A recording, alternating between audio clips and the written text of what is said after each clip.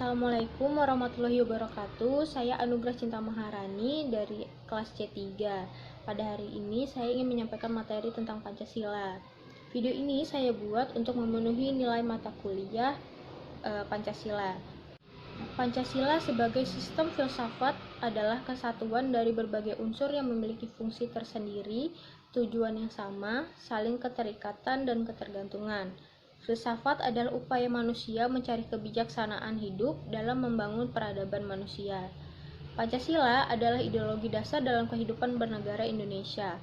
Pancasila dalam filsafat digunakan sebagai objek dan subjek.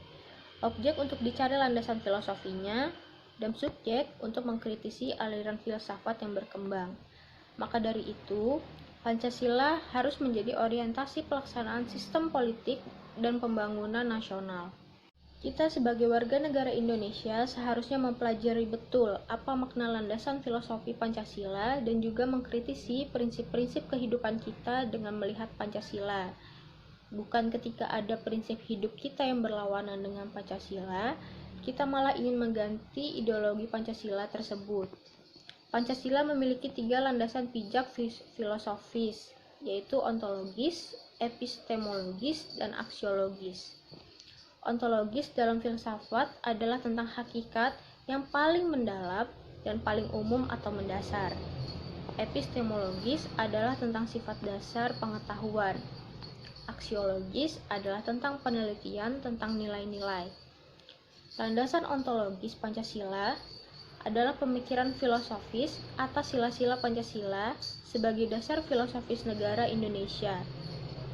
Menurut Stephen W. Littlejohn and Karen A. Voss, ontologi beranggapan dengan sifat makhluk hidup, di mana ada 3 mainstream utama yaitu determinisme, pragmatisme, dan kompromisme. Pancasila sebagai dasar filosofis negara Indonesia sebagai ontologis pada sila ke-1, hak kebebasan beragama dan menghormati satu sama lain. Kedua, setiap orang memiliki martabat, HAM, keadilan yang sama. 3. Ada perbedaan tapi tetap satu rasa, yaitu rasa kebangsaan Indonesia.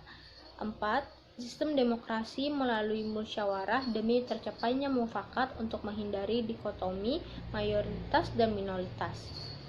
5. Seharusnya tidak ada kemiskinan dalam negara merdeka atau negara yang adil secara sosial. Landasan epistemologis Pancasila artinya nilai-nilai Pancasila digali dari pengalaman bangsa Indonesia yang kemudian disintesiskan melalui pandangan komprehensif kehidupan masyarakat, berbangsa dan bernegara. Menurut Littlejohn dan Voss, pengetahuan muncul rasionalisme dan atau empirisme yang memiliki 2 tingkatan, yaitu pengetahuan mutlak dan pengetahuan relatif.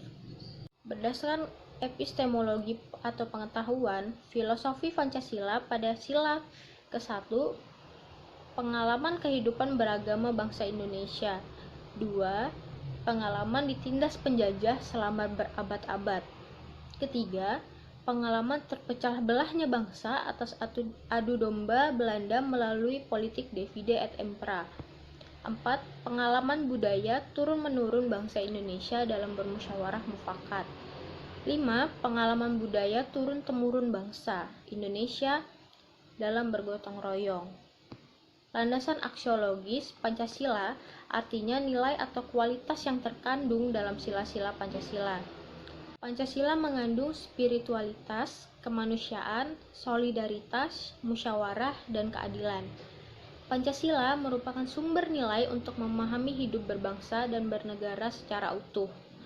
Nilai-nilai dari Pancasila berdasarkan filosofinya yaitu sila ke-1, kualitas monoteis, spiritualitas, dan kekudusan dan sakral. 2. Martabat, harga diri, kebebasan, dan tanggung jawab. 3. Solidaritas dan kesetiakawanan. 4. Demokrasi, musyawarah, mufakat, dan berjiwa besar. 5. Kepedulian dan gotong royong. Sekian materi yang dapat saya sampaikan pada hari ini. Kurang dan lebihnya mohon maaf. Wassalamualaikum warahmatullahi wabarakatuh.